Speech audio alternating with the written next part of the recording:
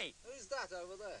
Well, as I was saying, here we are, Lamb. perfectly normal, pastoral setting, really. Panoramic view with lake over there, the odd little humble stone cottage, dotted among the fir trees, a few wild birds, Not bad rare for a studio species set, of is it? wild orchid and 70s rock stars sitting on stones strumming guitars. 70s? 70s. No, 90s? it is, in fact, the latter that we're here to investigate. What, the 90s? No, the 70s rock stars sitting on stones. Now, Roy, I know this seems a very obvious question, but we are sort of 2,000 feet up here in where are we? Somewhere... Well, you were going to say we're 2,000 years old. Oh, we are. This is true. Where actually are we? We're in the lakes, aren't we? Yeah, we're actually just on the border of Langdale. It's just where Langdale crosses into Blee Tarn. It's like no man's land, this, really. But you've dragged Jimmy along here for a bit of fell walking and things. Now, What? Funnily enough, I'd never imagined the two of you to fell. Have you actually done any fell? No, it's the first part, but carry on.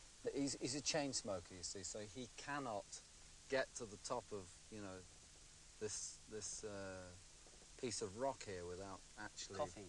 Without actually the bronchitis. You see, what surprises me about the whole thing is that neither of the two of you seem to be the most kind of, I don't know, I never imagined you'd be that sort of...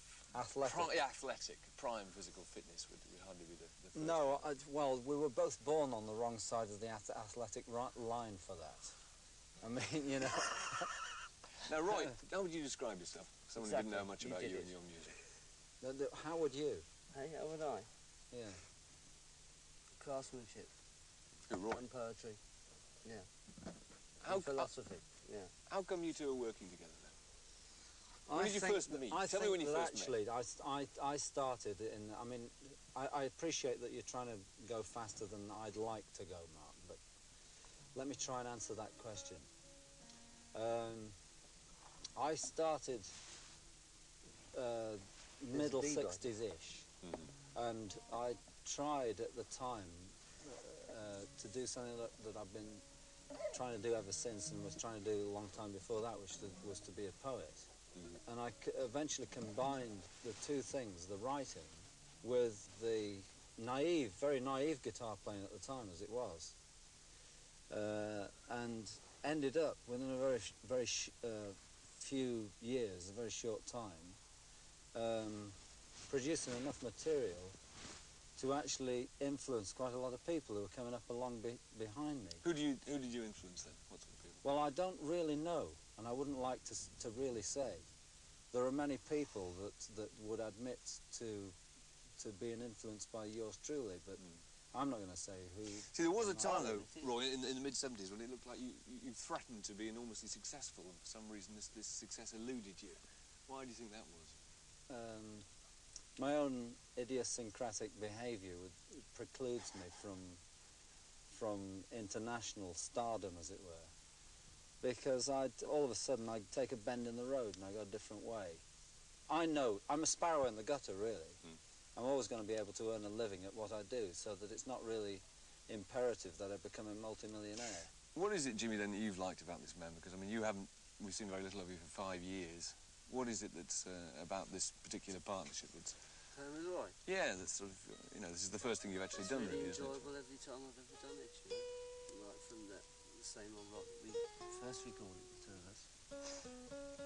Onwards, you know. And we've done a lot of stuff ever since as well, you know.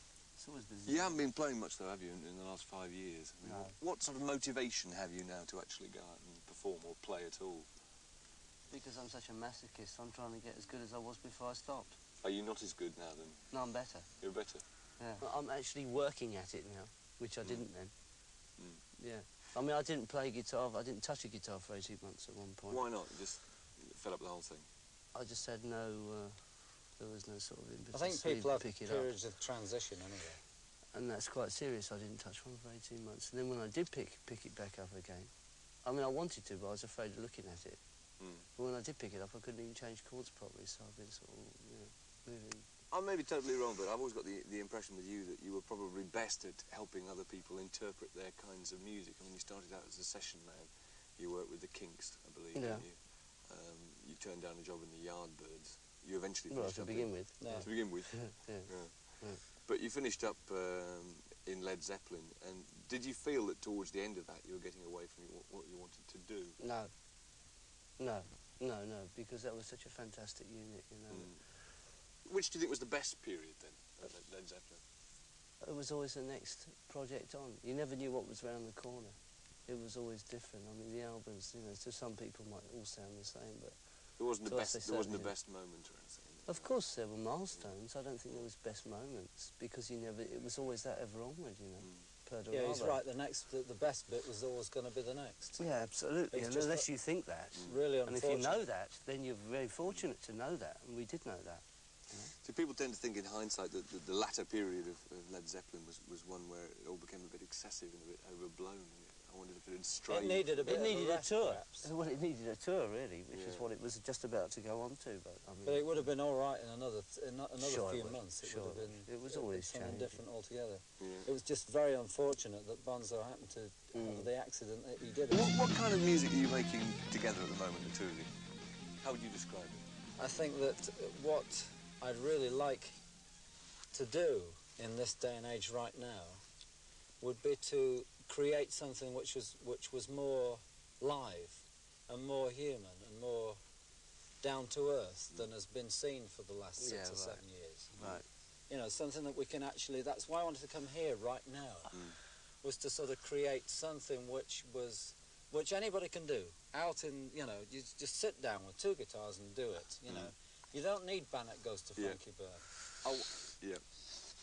I think it's still verses and choruses like it was in 1960. Yeah. And with all the technology they've What got, and all the particular outspoken things? statements they make, I think they ought to come up with something special. Which particular groups are you talking about? Any of them, they all sound the same to me. All of them? Yeah, they just got different singers. And the singers, you know, Give if you me want to some listen example. to it, Give me some you can differentiate. Well, Bannock Goes to Frankie They all Bird. sound the bloody same, you know. They've all got computers. You know, why don't they come out, you know, with their batteries? Yeah, I No, mean, do you think what there's I'm something saying wrong is, with that I'll tell kind you what of- I'm saying is this. That they, you know, they had a field day because it was quite fashionable to knock bands that really worked on their instruments, you know.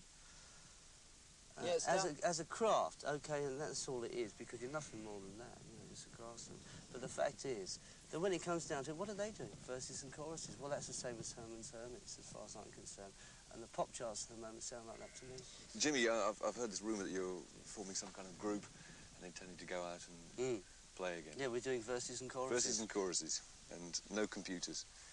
Yes, we've got computers. You have. Who's in the group then? Hey, me. Apart from you. Oh, you really want to know? Yes, Oh, I do. come on, be fair, Mark. I mean, come on. Apart from Mark, it's not fair. Apart from you and Paul Rodgers, for example, Yeah, who's in it as well. yeah. What are you called? We haven't got a name. Don't give that's too the much truth. away, will you? No, we haven't got a name. We haven't got a name. I can't give This much is away because hard I don't know. investigative journalism here. All You I haven't know got is a we've name, been it's just- rehearsing for 10 days and we got about 60 minutes. I heard and you we call called them it business McGregors, about you it. see. Well, that's the outlaw clan, you know. It's just a silly name. For the benefit of Bannock Goes to Frankie Bird, is that right? yes, that's exactly We'll right. have a few more verses and choruses from you, and I shall leave you to it. Thank Oh, you, God, Mark.